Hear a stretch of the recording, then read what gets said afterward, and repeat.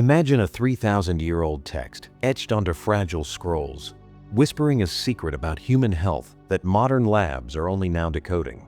It sounds like the plot of a Dan Brown novel, but this isn't fiction. Buried in the book of Proverbs, a collection of ancient wisdom, often overshadowed by miracles and parables, lies a verse so startlingly precise that it's making scientists pause. "A cheerful heart is good medicine," Solomon writes, "but a crushed spirit dries up the bones." Proverbs 17 verse 22.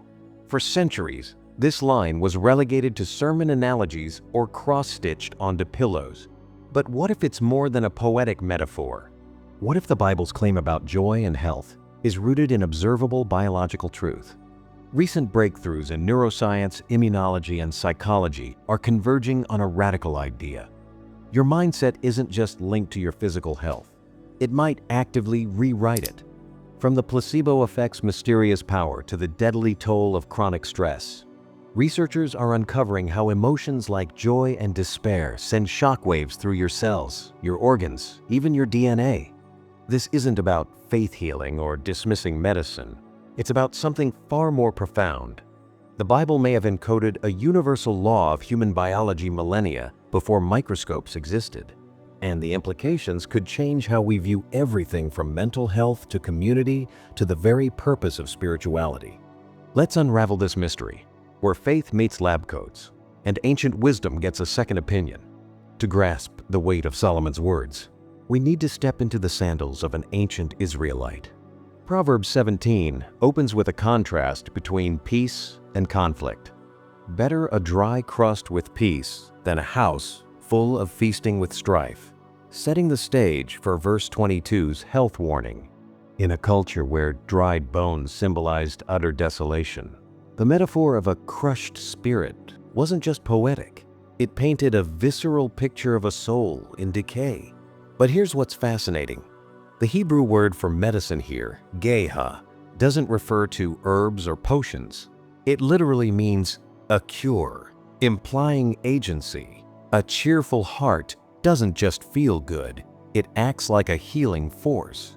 Meanwhile, dries up the bones, suggests a slow, systemic collapse. Ancient readers understood this as holistic truth. Emotional health and physical health were threads of the same tapestry. Fast forward to the year 2023. A landmark Harvard study tracks 8,000 people over 30 years and finds that optimists live 11 to 15% longer than pessimists, with lower rates of heart disease and stroke. Another trial at UCLA reveals that chronic loneliness weakens immune response as severely as smoking 15 cigarettes a day.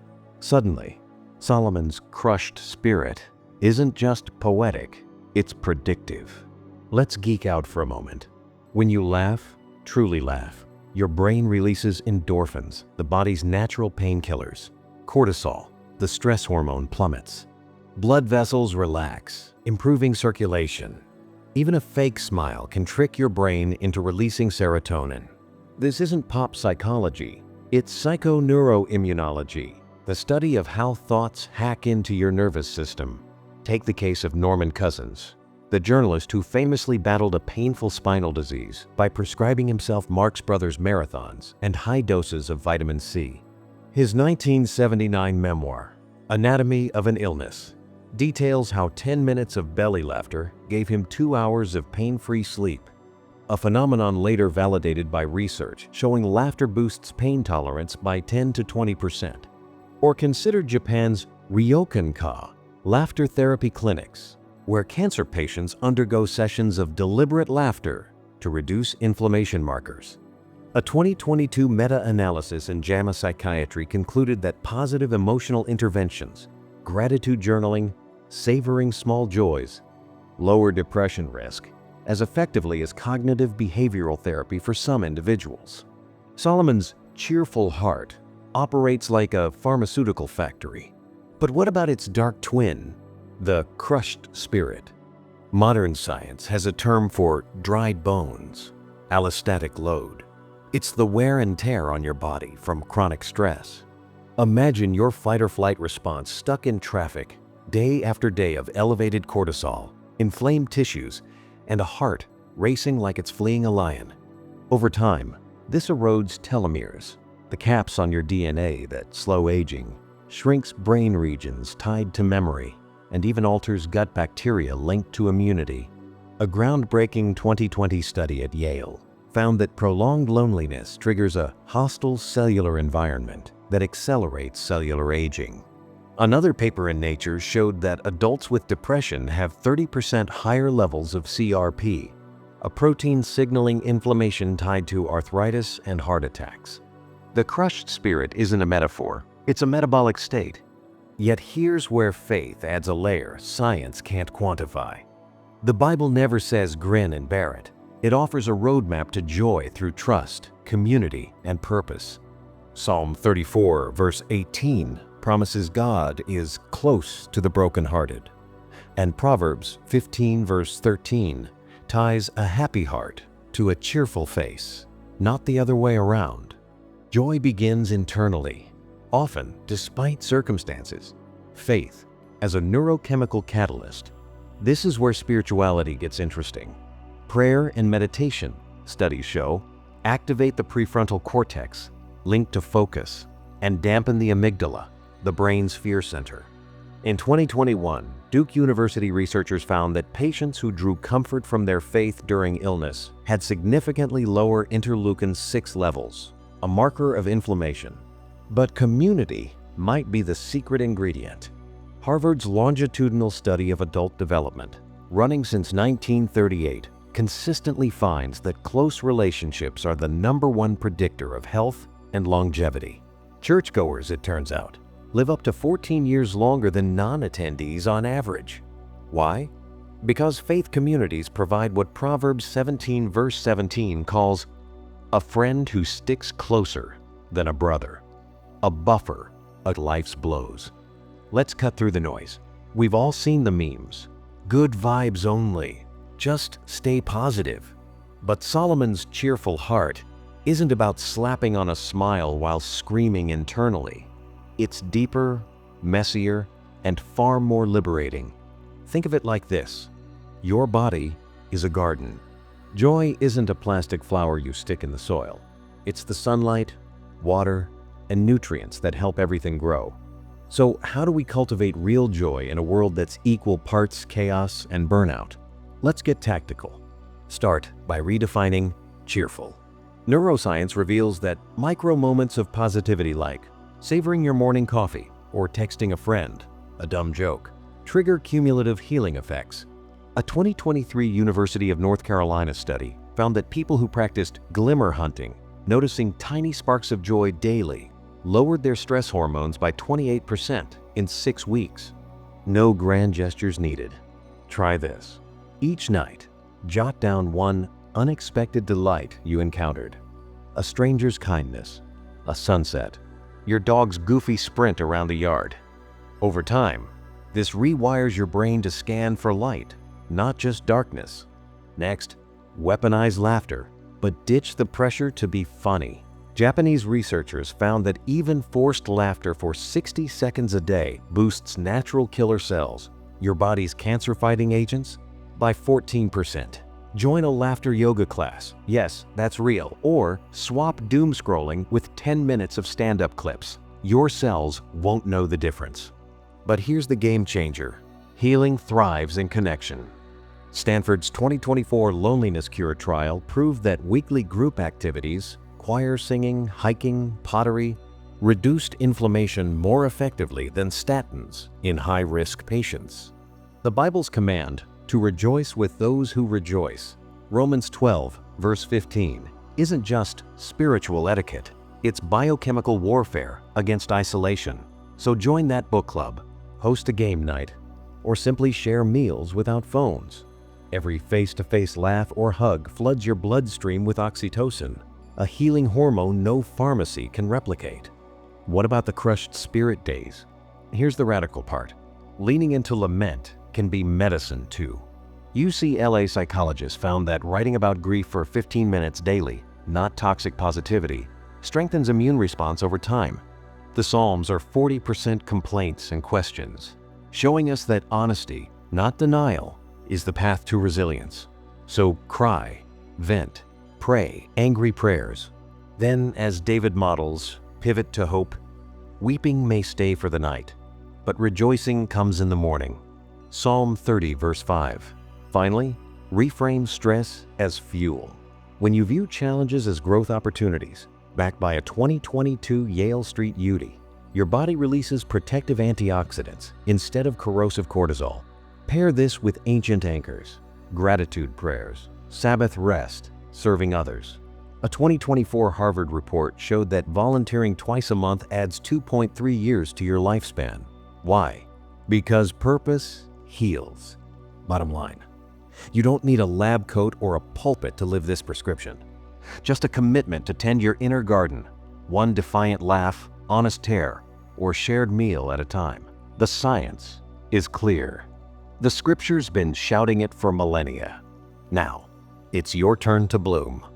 Let's pause for a moment and marvel at the irony here.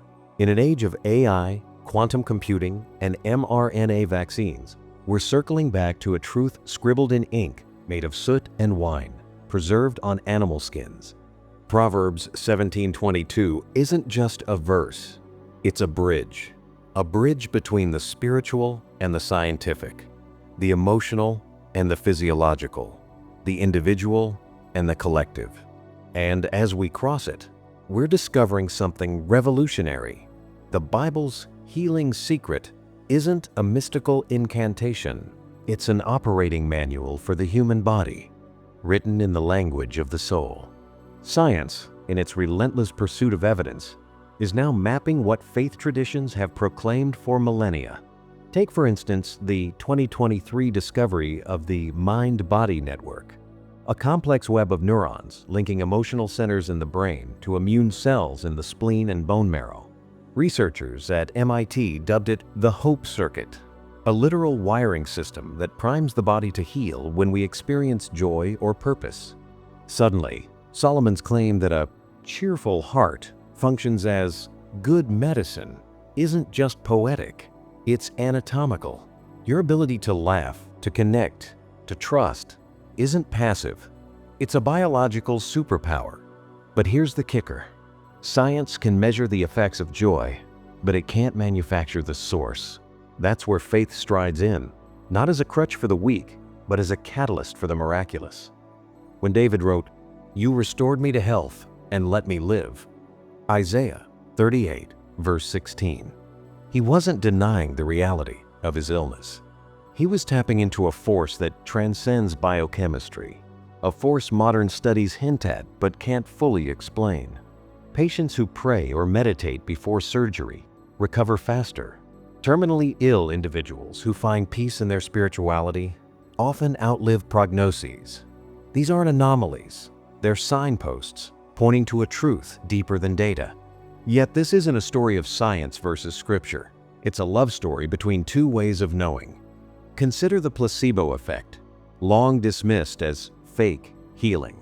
New research reveals that placebos work not because we're gullible, but because belief releases a flood of dopamine and opioids, real chemicals that heal real wounds. The brain, it turns out, can't tell the difference between faith and a sugar pill. Both trigger the same healing cascade. So, when Jesus told the bleeding woman, "Your faith has healed you," he wasn't shaming medicine. He was activating her internal pharmacy. But let's get brutally honest. In a world drowning in loneliness, despair, and division, cheerful hearts feel in short supply. We've never been more connected or more isolated. Social media sells us curated joy while eroding real community. Chronic stress isn't just a personal crisis, it's a pandemic. And yet, the antidote is hiding in plain sight. A 2024 UCLA study found that acts of radical kindness, volunteering, forgiving old grudges, even smiling at strangers, slashed inflammation markers by 40% in participants. The Bible's command to carry each other's burdens isn't just moral advice. It's a survival strategy encoded in our DNA. So where do we go from here? The answer isn't to abandon labs for chapels or swap antidepressants for psalms. It's to fuse the two.